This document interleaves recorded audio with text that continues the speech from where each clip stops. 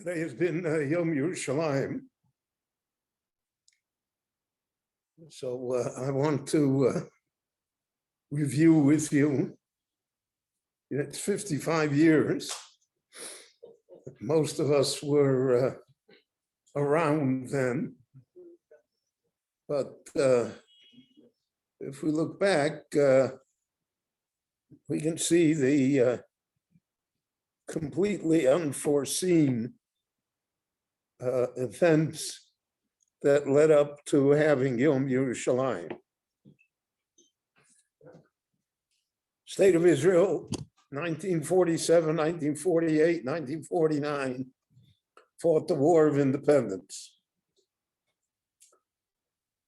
When the War of Independence ended, there were 5 Armistice Agreements between Israel and the neighboring Arab states: Egypt, Lebanon, Jordan, Iraq, and Syria.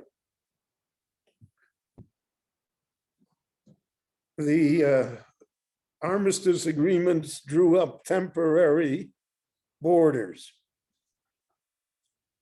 and Israel expected that the Armistice Agreement within a year would lead to permanent treaties.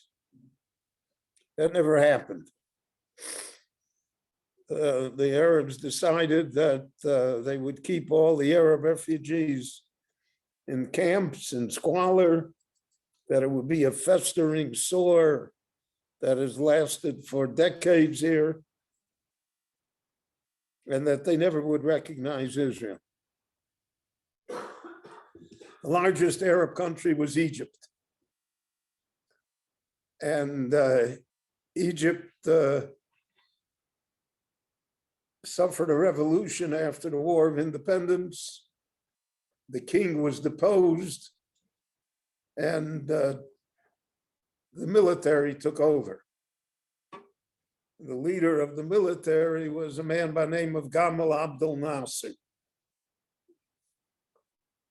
Nasser had been trapped in the Israeli surrounding of Fallujah.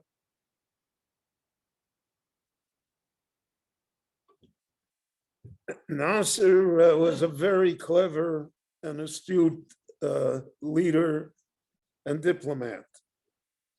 And he played off the West against the East, the Soviet Union against the Western powers. And because of that, he had received arms from both sides.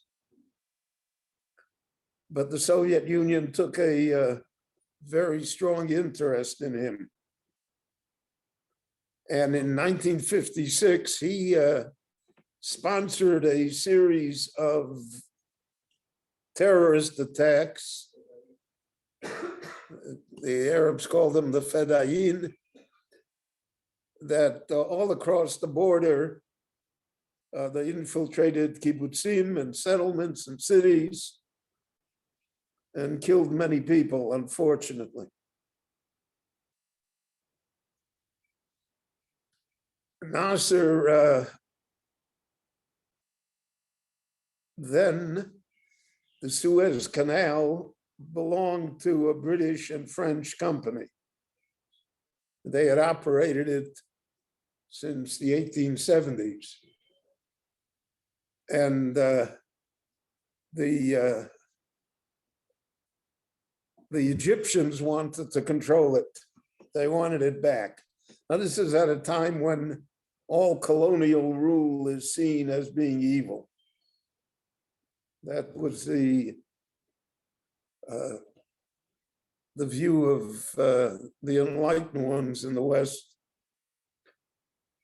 And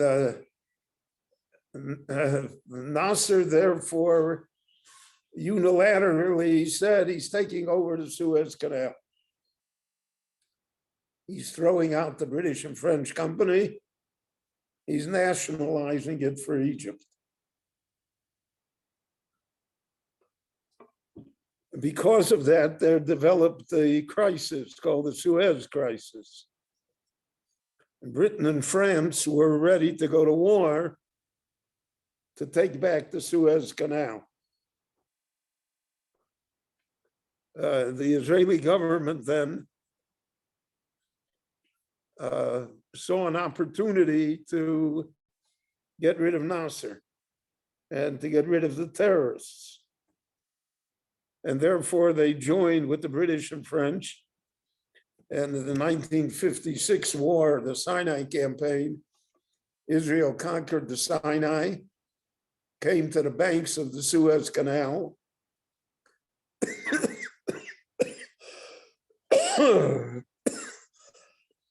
Excuse me. The British and French attempted to reconquer the canal. The United States opposed them. The Soviet Union threatened nuclear war, which Russia was always quick to do. And because of the pressure of the United States, England and France had to withdraw, and they left the canal to Nasser, but Israel continued to remain for part of the Sinai, and then Israel had to agree to give it all up. And they put in peacekeeping troops in the Sinai, the United Nations, and it was supposed to be a demilitarized border. All the time, Jerusalem was divided between the Jordanians and the Jewish population.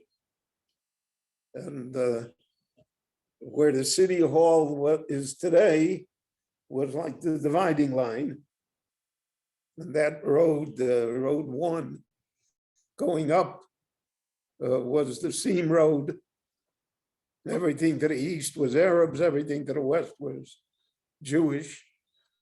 And there were constant shootings across the border. And was always a small, untenable situation here. Jerusalem was a small city, small in terms of population, and it was small in terms of territory. And it was like a sleepy city. I remember even when I first came here over 55 years ago, I mean, like the whole city after 8 o'clock at night was over.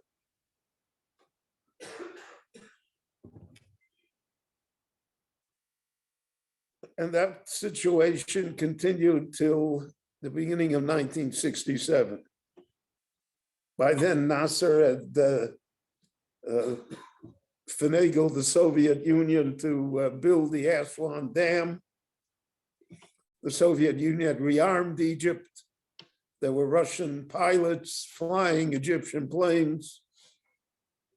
There were Russian advisors to the Egyptian army. And Nasser came up with his grand idea of the Pan-Arab Union.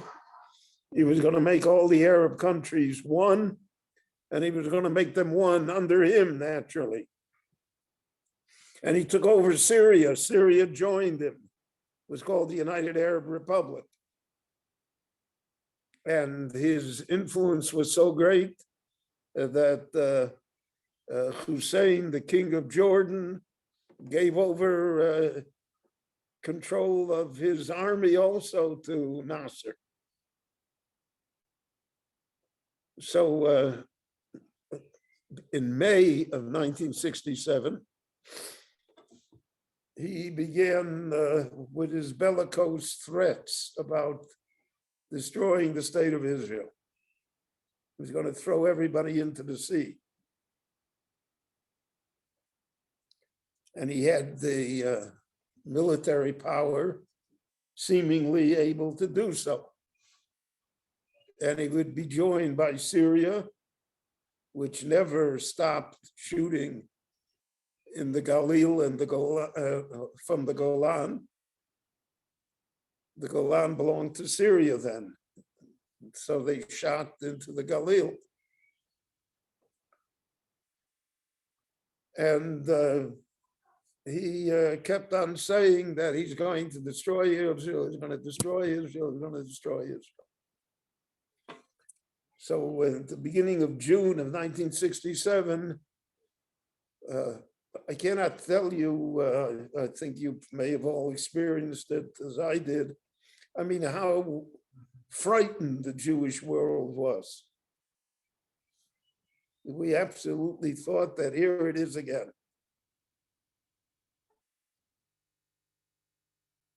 The Chevra Kadisha, they said, dug 10,000 graves in Tel Aviv.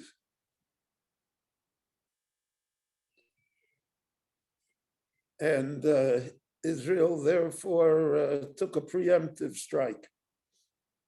And the Israeli Air Force, Israel had been able to purchase planes from France. No one else would sell it to them, not the United States.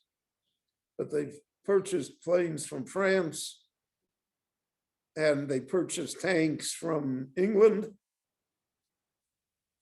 And the Israeli army was successful beyond its wildest dreams. And the Egyptian Air Force and the Arab Air Forces were destroyed on the first day of the war.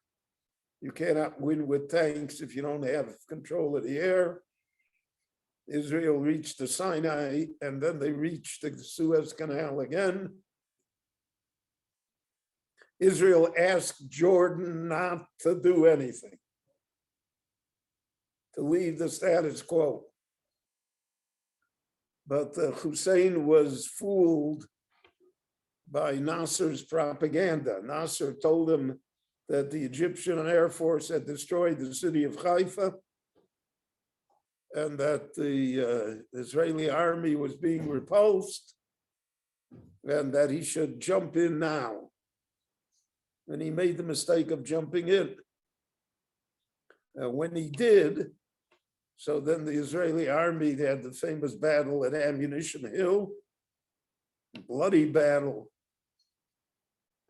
But if you controlled Ammunition Hill, which today is on the way to Ramat Eshkol, then you controlled the linchpin of the Jordanian defenses for the entire West Bank. And within 2 days, the Jordanian army left the West Bank. And Israel took it all over. And they took over Jerusalem. And then the famous broadcast on the conquest of the old city. So Narkis said, Har Habayit biyadenu.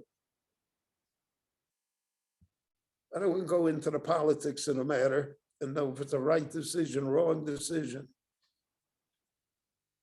But Dayan, who was the head then of the defense, was determined to leave the status quo, and he gave the Muslim Waqf control of the Har Habayit. And that has remained the problem until today, including today.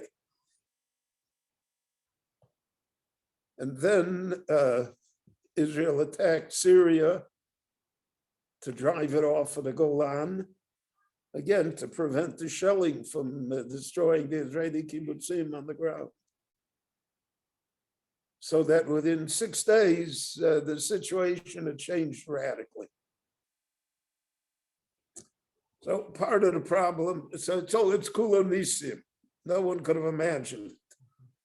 But part of the problem is that psychologically, diplomatically, materially, spiritually, the Jewish people were not ready for it.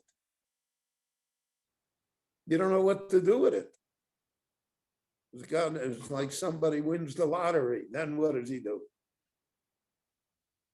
30% of all lottery winners either commit suicide or go into mental depressions because they can't handle it. I can handle making a living. I can't handle 5, 10 million, at one shot. So the last 55 years remains this effort as to how to handle it. And there have been many solutions, but none of them have proven to be complete solutions. And because of that, we are still in the process of determining what to do and what happened. But there's no question that with the first time that Yerushalayim and the Kotel Maravi, for 19 years, the Jews weren't even allowed to go to the Kotel Maravi. The Jordanians prevented it. One of the wisest things they did is they cleared off that great plaza, knocked down all the houses, because the Kotel Maravi was, the alleyway was narrow that 6 or 8 people, when that's it, could fit.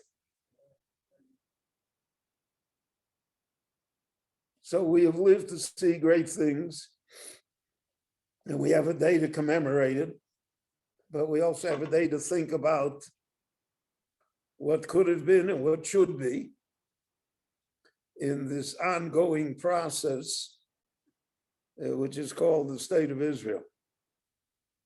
And so one thing is for sure, the future is not clear, but the ultimate future is clear.